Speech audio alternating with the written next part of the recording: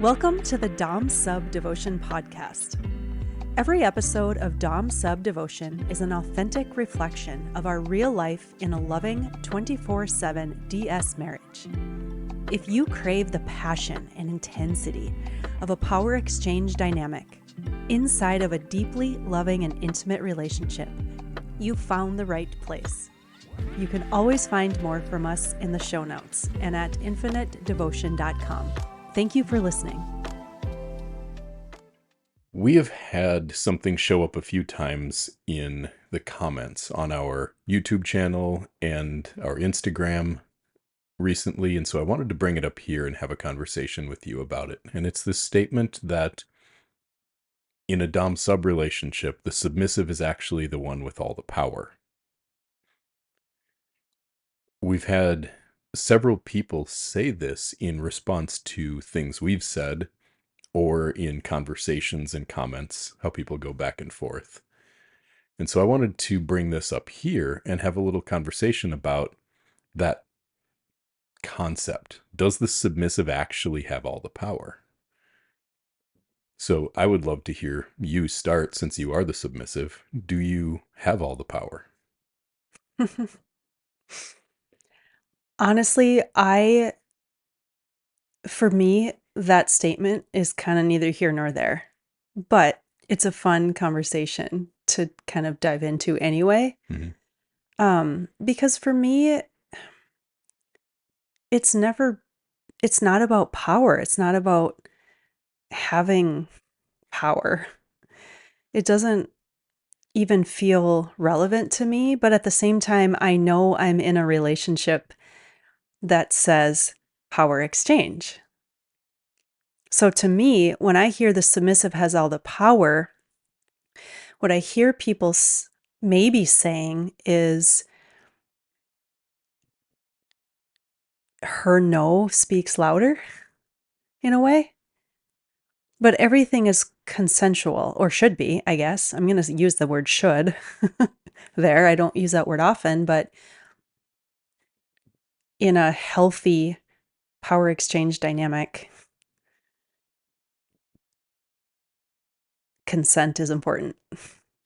So to me, honestly, that statement still just seems confusing.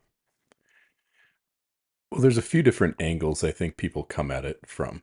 And so I want to just touch on several of these and see where the conversation takes us. But the first one really is dealing with consent and safe words and the no, like you said. Because what I hear people saying when they say that most of the time is because the submissive can always revoke her consent, she has the power and authority over what does and doesn't happen in that dynamic. Mm-hmm. But does she? Not really, because just saying no doesn't put you in charge. Well, exactly. So I think it's important for us to back up a little bit and speak to the word power in and of itself on what it kind of means to us, because when we're using that word, we all have our own connotations with it, our own associations and beliefs, maybe even that we're not even realizing we're bringing to the conversation with it. So what is power to you? Before even being in this relationship, it would have been like authority, someone in charge. So, for example, I looked at the government, religion, holding some power because they set the rules. But then also, like, there's an other aspect of power, and I really don't even know how to describe that very well. I think it's helpful to start with what is the actual definition of the word power. Yeah. So I looked this up before we started, and the definition of power in the way that we're talking about it here is possession of control, authority, or influence. Okay. So you use that word authority. Mm-hmm. And to have power means to possess authority and be able to use it, to have the control over the situation to use that authority. Because someone can say that they have control, that they have power, that they have authority, but it doesn't mean that they have any ability to use it. So it requires a leader and a follower in order for power to even exist. Otherwise, it's just in a vacuum. Yeah. So there has to be someone exerting control and then someone following that control, someone expressing authority and someone who is following that authority. Right. So when I hear this and when we talk about the exchange of power,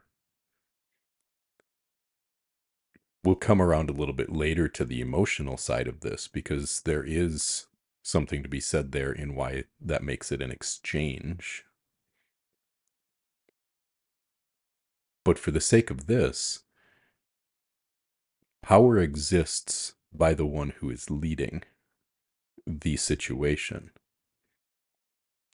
And when we start talking then about safe words, and we start talking about saying no, dominants also have limits And can use the safe word. and can use a safe word if they need to. Exactly. Generally don't need to because the one leading is the one deciding. The one who's leading is the one who's setting the course of action. And if there's something that I don't want to do that might be off limits for me, I'm not generally going to need to use a safe word because I'm just not going to do it. Fair. But there is still consent on both sides of the slash here, so to speak. Yeah. The reason that this submissive has all the power thing comes up is because that is the revocation of consent is the thing that allows the submissive to look out for herself Mm-hmm. and to speak up and say, no, I'm not okay with this at all, or right now, or in this moment, or whatever it is. But like I said earlier, that doesn't put the submissive in the position of being in the lead. No. The other thing that comes to mind with this is when I hear people say the submissive has all the power, submission by definition almost is the letting go of power, of letting go of authority and letting go of control. So why would you want to have all the power? It seems like it is exactly opposite of what you would be seeking by desiring and consenting to submission. Right. There's a certain, when I hear that statement, there's a certain energy that's almost felt with it. So you can't ignore that because What is it that you're feeling? it's almost like a sassy energy. Like, well, the submissive has all the power. And again, that's just my mind and what I feel and hear with it. And maybe because it's never really resonated with me, that statement. I'm not sure. I also sometimes feel a sense of keeping walls up with that statement. Like, I'm still in charge. I'm still in control. You can't actually lead me because I can stop you anytime I want to. Almost like they're holding their consent with a stick that they're going to use the taking away of the consent to show that they still have power. Like it's a self-protection mechanism, right? Like I can run away from you anytime I want. Yeah, that's a very valid aspect. I would agree with that. But if that's the energy that a submissive is approaching submission with, she's never actually getting to experience the freedom of actually letting go. Right. Well, there again, I can see how in a bedroom only relationship, how that energy can remain because you're turning this on and you're turning it off. Whereas when you want to approach this from an all life perspective and a true freedom every moment, not just in the act of sex or play, there's a big difference there. Like, I could not be where I'm at if I was so concerned with power. This walls up approach is really allowing something we've talked about in recent episodes, the fear that is embodied in the submissive to actually be the thing that is driving the relationship, that's driving the dynamic. And that won't get you anywhere. No. So if that is the case of why or how someone is, the energy behind why they're making that statement, that person's dominant is going to need to be able to see through that. Yeah. And now we start walking some pretty fine lines because we are always going to respect the consent decisions of both parties. We're talking mostly about the submissive's consent here, obviously. Mm-hmm. And also, if that consent is being used to foster disconnection inside of the dynamic, then that dynamic probably needs to have some pretty serious conversations about who's actually the dom here. It's a pretty fine line and it's a pretty challenging thing because we have to respect consent. And we also have to, if we want to be in a relationship like this, the dominant has to be the one leading. So if the submissive is walking around wielding power and control, that person is actually a switch at best. So, safe words. I saw something interesting the other day that said, there are no safe words, there are only safe people. Hmm. Because trust is such a massively important thing in this to be able to let go of control to the point where, yes, you still have a safe word. Yes, you still have your ability to affirmatively consent or revoke that consent. But to experience the freedom of letting go, you need to be able to trust that person that you're with. You need to trust them and be able to trust them.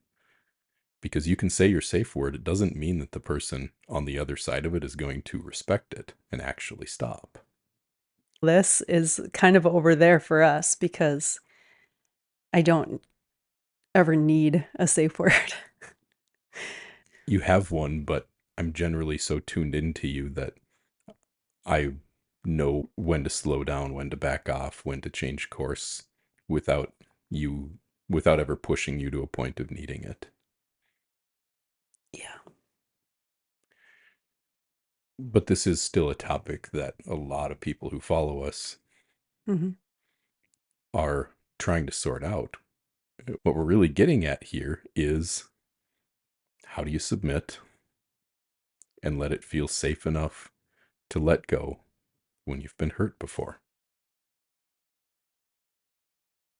Or even just when you have fears. I mean, I guess we've all been hurt in some way, but I guess my mind went to the bigger, um, maybe scenes gone wrong or something like that for a submissive who has had uh, a big focus in the BDSM aspect.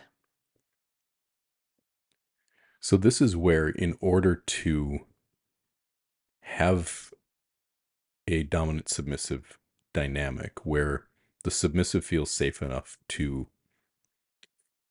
let those walls down. There has to be, like I said before, both the ability to trust and then a felt sense of trust for that partner. Because in the way that I look at this, safe words don't put you in control. They give you an opportunity to say no if and when you need to.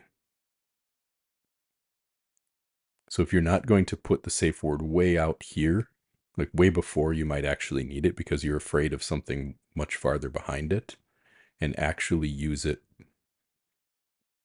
closer to the, like, I'm at my edge. If you're going to pull the place of that boundary back deeper so you can experience more, then there really has to be trust that when you use it, it's going to be heard, felt, respected now. Right. Well, like a safe word is basically just saying stop or no, Mm-hmm. right? But also then, is there a reason to differentiate between inside the bedroom and outside the bedroom? Because those are very different types of experiences. I think that's on a case-by-case basis with everyone's relationships and dynamics and what they are and are, where they are and are not incorporating the power dynamics. Right. But I would say that certainly in some there would be a space for safe words to exist outside the bedroom too. I guess I just use my voice whenever I feel a fear or something. My mind doesn't go to ever using a safe word because I just share what's on my heart. Well, and that's because of the way that our dynamic is set up with the expectation of communication of what you are experiencing. For others who have a more strict communication protocol in how they handle things, there might need to be that safe word that exists for breaking that protocol to speak up, which is just different than how we do things. Right. Doesn't make ours right or theirs wrong or anything, but it is something that other dynamics might need to consider that ours doesn't because of how I've set ours up. But that gets at the other point that I brought up earlier, power exchange. These relationships are generally called power exchange dynamics. Mm-hmm. Now, I have seen them called authority transfer dynamics. That just sounds funny. So, authority transfer, if if the words that you're using mean something to you, that is a very different thing. That is giving over authority. Exchanging power in the way that I see it, it takes two people to make an exchange. Right. And this is where the emotional side of things, where the love side of things comes into play. Because if you are giving me power, authority, control to make decisions for you, to tell you what to do, to lead you, obviously with your consent still valid and your ability to say no. But inside of that consent, you do as I say. That, if that's just a one-way street, that's just a transfer of power, not an exchange. So that would be authority transfer. Or some might define that as total power exchange if you are only thinking about it from the perspective of obedience. But in the way that I see it, power exchange means that there's a trade-off for that. Yeah, that's how I see it. Meaning that I'm giving you the leadership role in the emotional side of our relationship. I'm looking after your needs in exchange for you following me. I am receiving all of your emotions, all of your heart, everything that you feel. I am surrendering there. And that's the exchange. That's what makes it, in my mind, and in the way that I believe these relationships work best, is there's an exchange of power. I surrender in the emotional, you surrender to me. I can't really hear you talk about that without thinking about desire Mm-hmm. Talk about and it. how that is a necessary part of the fueling the fire, fueling the relationship. And in my experience, what you just described is what that fuel is. Yeah, and this is where long-term loving relationships with power dynamics are different than the shorter term kink relationships that don't need to involve love and the heart. Right. They're different things. That's why in some places and in some cases, we've called what we do devotional dominance and submission, to draw the distinction between kink play and love. Because in kink play, where you don't have that loving, deep connection, you can still have a lot of desire. Mm-hmm. That can be hot as fuck when it's just power over. It's just you do as I say. And there can be massive amounts of excitement in that.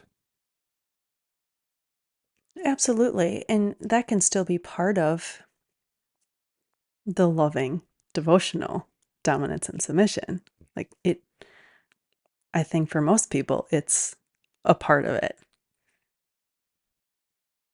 Yep.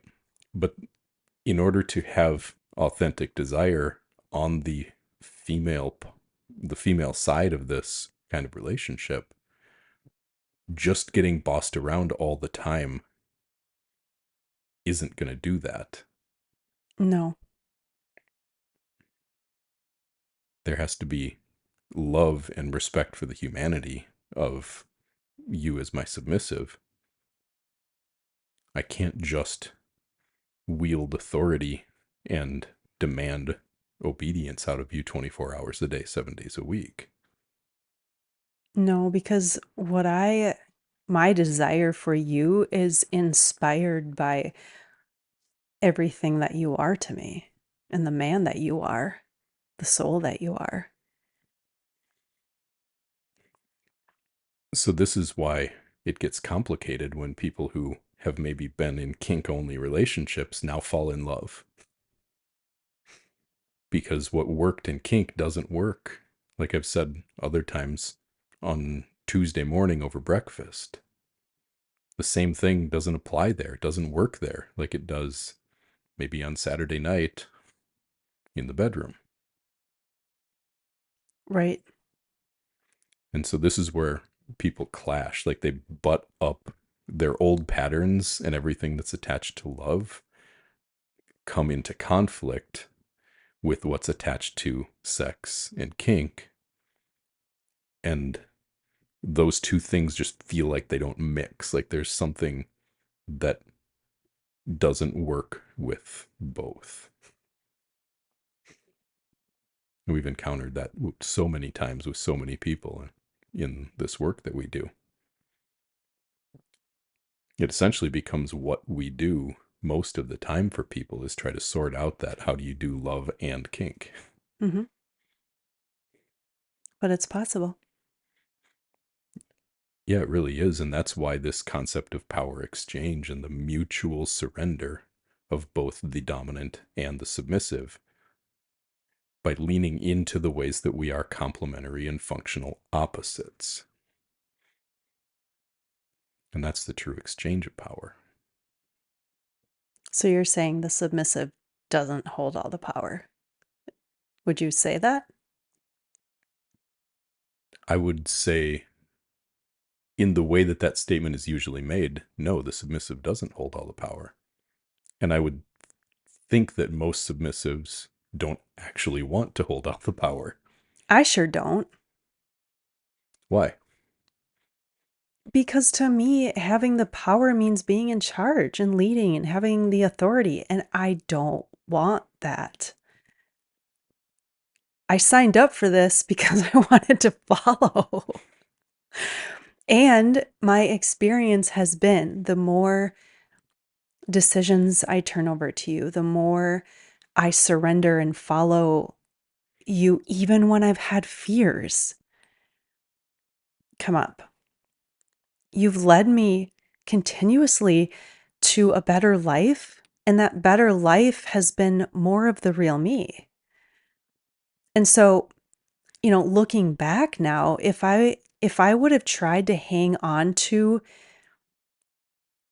power, that would have meant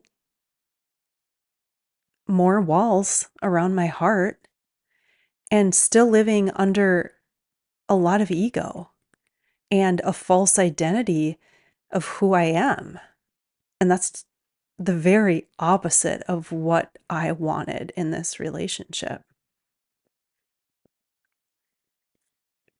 I want to be me, the real me, and I'm falling in love with the real me. I didn't even know the real me.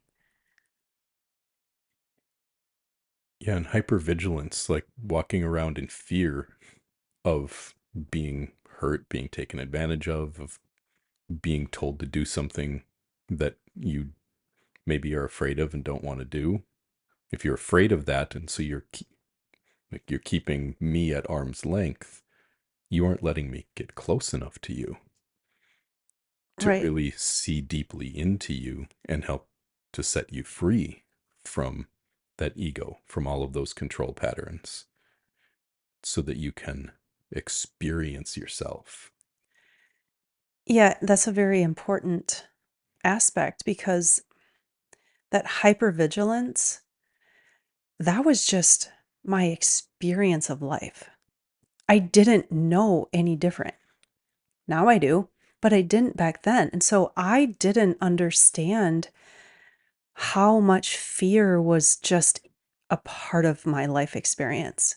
And it showed up in our relationship, but it showed up in every other relationship and interactions with other men, interactions with other women. And I had no idea that there was this like low level fear. I never called myself depressed or labeled myself as anxious or anything of that. And so when I started realizing, like, oh my gosh, I actually do have these deep fears, it was kind of eye opening um, because you only know what you know, right? You only know your own life experience. If I was born blind, I would not know what it would be like to see. Or if I was colorblind, I wouldn't know what it would be like to see the world in color. And that's about the best analogy I have to being in your own life experience. You can't know something else until you drop the fears. And the fears are still there, and they have to be worked through. And I think that's where the crux of this really comes up a lot of times is, where is the appropriate place to deploy your no? Because if you're trying to protect yourself from fear and from feeling fear and from getting triggered and from getting upset,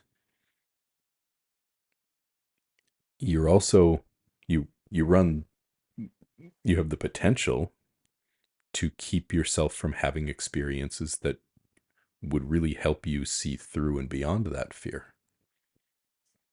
So how have you gone about feeling where to deploy your no? Well, back to the beginning of when you asked me to be your submissive, we had already been together for 10 years, married for 8. So I knew you And I remember you saying, I'm not going to become someone I haven't been. I'm not, meaning, I'm not going to become a domineering asshole. So I knew that part. Like, I didn't have a fear of, well, I did have the fear of losing myself, and I did voice that to you. And you reassured me that I wasn't going to become a doormat, that that's not your intent. You wouldn't allow it. And again, I trusted you. But also, as we deepen into this, we both pay attention to words and actions. That's kind of a given. So I pay attention to your words, I pay attention to your actions. And the farther we went, the more they're aligned. And when I would speak up for something, you would own your side of it. So there have been times where you kind of draw something forth and you're like, I see this in you. And my immediate response would be like, oh, fuck, no, you know? And I don't remember a lot of specific instances, so please feel free to ask more questions there. But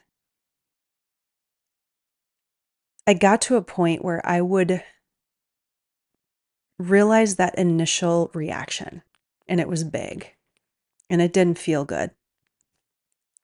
But I would also recognize that I trusted you. And if you're bringing forth something, I can't not at least consider the truth in it. And the way I tried to approach these things was leaning into the belief that the truth will prevail. And so, even when it was uncomfortable for me, and I've been through a lot of that, and I've been through months of just letting the discomfort of something burn away anything that I clung to, belief systems, identities, whatever. And sometimes that burning process was long, painful, uncomfortable. But when I let myself feel it and go through it and challenge it and still bring forth to you any fears, any disbelief, any of it, all of it, and still have conversation. And again, I'd be paying attention to you. And I learned how to feel the truth and the difference between ego and truth. There's different textures to that. But again, I've only done that by deepening into more of me and my own through my own body. And what that comes across like is, if I'm not solid in what I'm saying, what I'm feeling, what I'm believing, what I'm speaking, you pick up on that like immediately. Absolutely, I do. And now you've gotten to the point where you know you're picking up on it. In the past, you did the same thing. You just didn't know that you did it. But that will always show me that there's something in me that's not solid. And that willingness to see that willingness to recognize that if you are not receiving me, following me, obeying me, almost immediately on the spot, because you will, if I'm solid in what I'm bringing to you, you are right there with me. And if you're not, there's something in me that's not clean. And that is what's the power exchange. That's the power that I'm giving up, is the power to make myself right over you, and to trust that your emotional experience of me is speaking a truth about me. That's where I have to surrender. That's where I let go. That's the power that I give up in exchange for that obedience that you give to me. That is just making me so turned on. I'm like can feel my smirk just coming. I'm like, yes, that's so sexy. And it's vulnerable as fuck from my side of it. Because I basically see my own weakness in your reaction to me. And I have to acknowledge it. I see my own self-deception in the ways that you resist me. I do remember one moment. I don't remember what it was about, but I remember the feel of recognizing that I was feeling something and I was sharing it with you. And I'm like, I really feel that I'm right here. Like, it was just like, there's no way that this feeling can be wrong in me. And I was bringing it to you, and I could just watch your expression, feel the truth in what I was saying. And it was just this moment of like, yes, like my expression was the truth. And I got to bring it to you and just kind of, I don't know even how to describe what the experience was, but I remember us both kind of giggling. Well, I was giggling. Yeah, it kicked my ass. But you had a smile on your face. I did because I knew that I knew that it was an ass kicking that I needed. And by the way, this is interesting because when that happened, it felt like such a big deal, right? It was such an emotionally intense thing, and It was. neither one of us even remember the specifics of it anymore, of what it was about. I don't. So I bring that up for the sake of anyone listening, watching here. When you're in the middle of these big, what feel like really big things, they are really big things. But when you work through them, they go away. They don't just hang out there as these these little resentments that you're clinging to anymore. This is how you actually move through them. Because in this case, whatever it was, and it's hilarious that I don't even remember this, but whatever it was, yeah, I remember you saying, like, I know I'm right here. And seeing your certainty and the fact that your emotions kept getting bigger and you kept like becoming more expressive, the more that I was trying to hold on to being right in whatever this situation was. And when I just took a deep breath and kind of softened into it for a minute, then I saw you and I saw you reacting, and I went, oh, fuck, it's me. And those are the deeply humbling moments where I realize, and I have realized, that I've been clinging to something, that I've been needy, that I've been seeking validation from you or from something outside of myself. And you feel it, and you can't not feel it. And that, again, that is the exchange. That's how you make love work with a power exchange dynamic, because I have to be willing to not just let you be right, but to admit when you're right. And that truly, for me, draws me closer to you.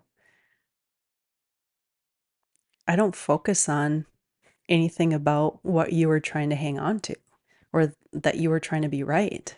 Obviously, neither of us even remember it. No, but I mean, it's the truth. It's not about that. I think what it does is it shows you, I'm going to put words in your mouth a little bit here, but Sure. correct me if I'm wrong. It shows you that I'm willing to humble myself, that I'm not going to just cling to power over you, even when I'm wrong. And therefore, it builds trust between us. It builds trust in you that I'm going to be clean and in integrity in my own inner experience. And that lets you trust the following of me even more. That's how I've experienced it. Very great explanation. Spot on. Absolutely.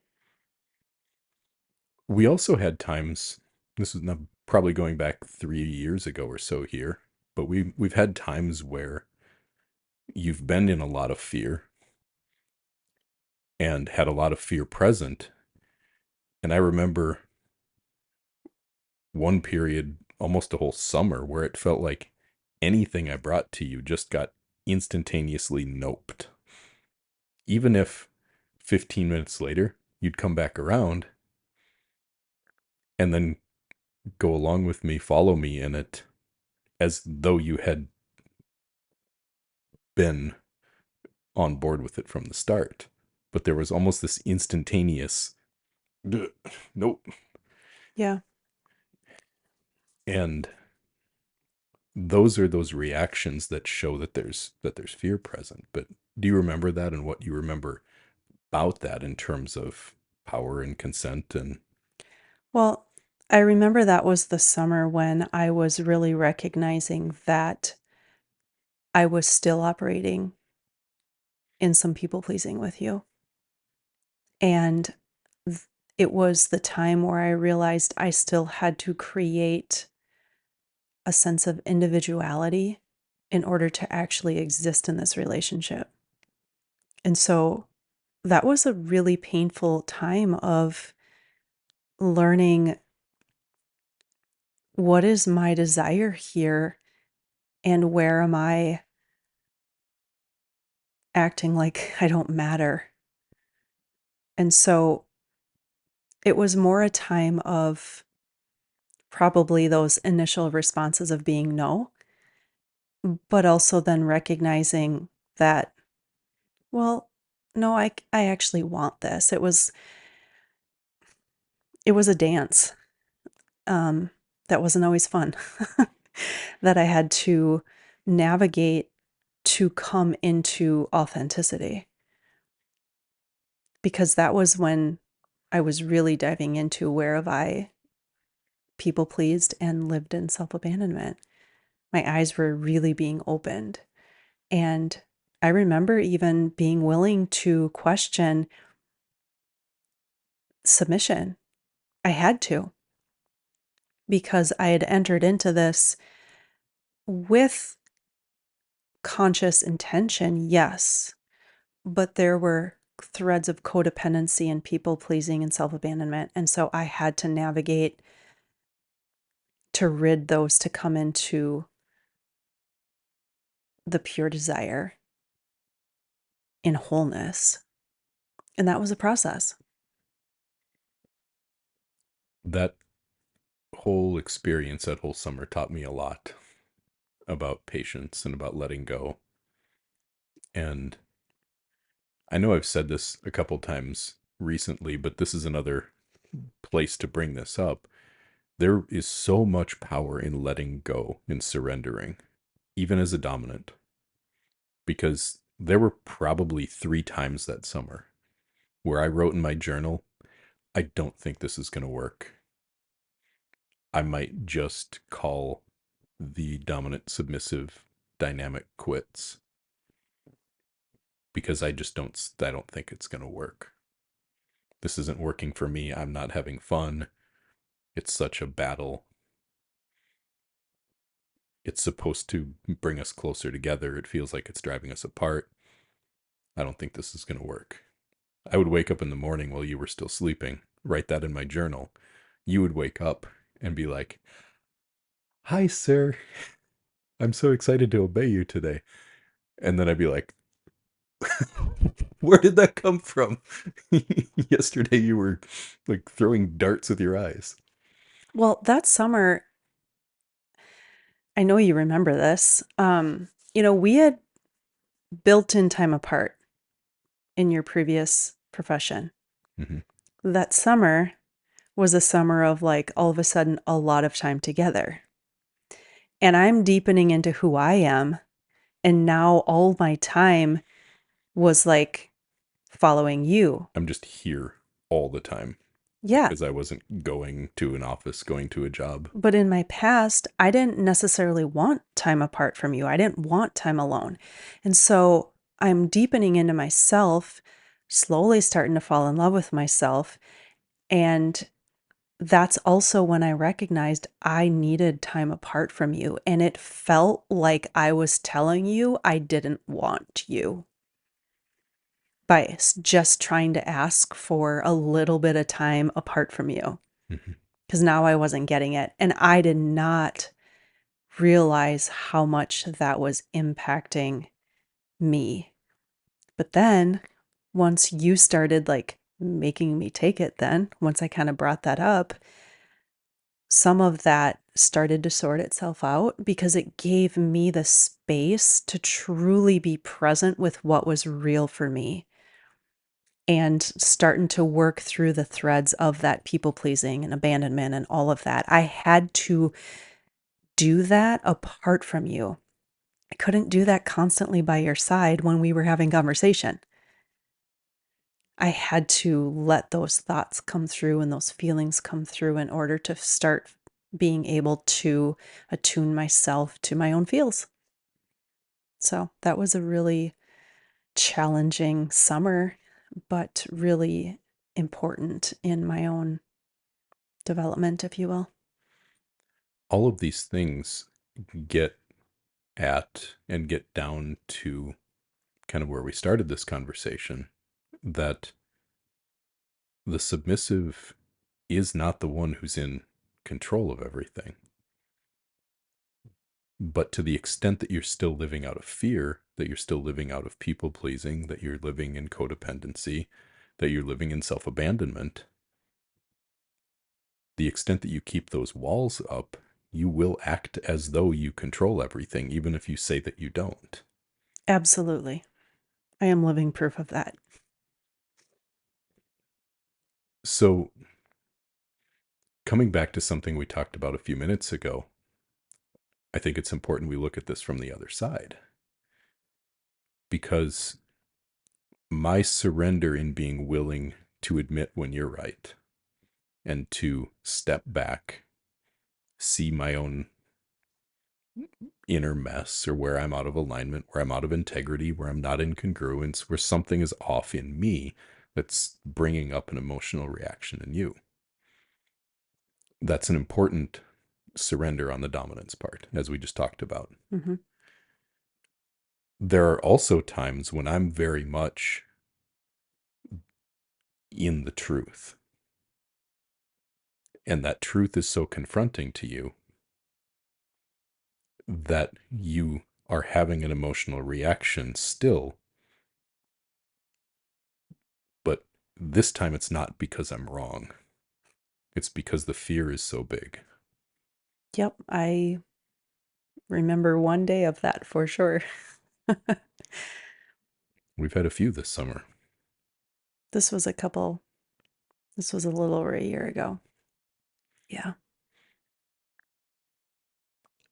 So how do you then, as the submissive, navigate those places where the fear is so big that even if you feel truth in me, you still can't get close to it? How do you navigate that in terms of still being in your submission, but also respecting that feeling in you? Well, the one that came to my mind initially was how I handled that was basically just, I don't know if I asked or if I just told you I needed time to myself. And I took it and I sat and I cried. And I know that even in that, how painful it felt, how confronting it was, almost like devastating. But I was far enough down this path of realizing that the only experience of life I had known was under my ego, and I'm not here to stay there. And so in that, I let the pain be felt. I let myself cry. I let myself think anything I want to. I like, I have a conversation with myself in my head. And then I ask my intuition to speak to me. And I know that if what you're saying is true, that I will start to feel it. And I never know how long it's going to take. But all I can really say is I let myself feel the fear. I let myself feel the pain. I let my mind go anywhere it wants to because I also trust in love and truth. And it always will win. Always. Because that's what I want in my body, in my life experience, in my soul.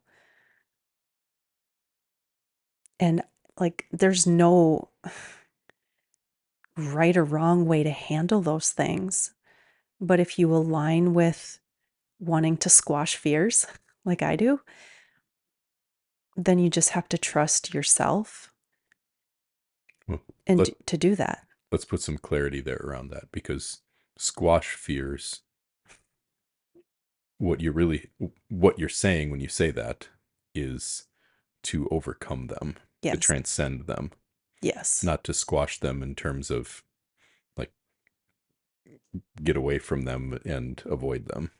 No, no, it's stand in them and rise up in your power, if you want to use that word, and they will dissolve. But I've also learned that I have to let myself have life experience to really feel like I've overcome some of the fears. And it's following you into experiences. So all of that is a lot of very deep self-awareness on your part. It's required. Mm-hmm. And the self-awareness that's required on my part is to be, I've said the word humble a lot of times in this podcast, but I'm going to say it again. I have to be humble enough to really look inside myself when you are having a big reaction, and to admit when it's me. I have to be willing to do that. I also have to be willing to stand up in the truth when I know that I'm in the truth, that I what I'm calling forth, what I'm feeling, what I'm desiring, where I'm wanting to take you is right. I have to be willing to stand in that. And sometimes that means patience. Sometimes it means baby steps. Sometimes it means putting the whole thing away for a while, coming back to it later. But it can't ever mean just stuffing or burying the truth because I'm going to let your reaction win. Right. And again, this is where the humility on my part has to be felt by you, so that when I do stand up and say, no, not this time, that you can trust that I'm in the truth, and that I trust myself. Yeah. I kind of equate sorting out these dynamics and becoming more of ourselves, just like it was for all of us when we learned how to walk. You try to walk and you fall down. You stand up, you try to take a step and you fall down again. And then maybe you get 2 steps and then maybe you get 3 and you fall down, but you get right back up. Like, I'm not going to say every child because most people on this planet have learned how to walk. I know there's some disabilities out there, but I think we all can remember not what it felt like, but put ourselves back there like a little baby. Because if we're so disconnected from who we are, and it's kind of, resorting back to that innocence, at least that's helpful for me. And it kind of just helps me extend the same to you of being able to love and forgive and have compassion and patience too. Yeah, we've both been through our own versions and our own times over the last 6 years of having to learn how to walk in something new. Mm-hmm. And that does just require a lot of empathy for each other. Always. So to round this whole conversation out, I would like you to speak on behalf of all submissives. I can't do that. I can only speak on my behalf. Do you have all of the power? No, I don't want it. Like, no, we are in a power exchange dynamic. That's what works for us. It most certainly does. Thank you for showing up for this conversation. This was an important one, and I think it'll be a helpful one for a lot of people. I hope so. And for all of you who listen and watch, we do really appreciate you. We value your feedback, your input, and please know that we are here to answer your questions, and this is what we do. We love helping people through these places where things butt heads and where they seem challenging and they seem impossible. We've worked through these things ourselves, and I really believe that we are truly great at what we do in helping people through these things for themselves. So please reach out to us if we can be of assistance to you in any way. Thank you for listening. Thank you for watching. We appreciate you all.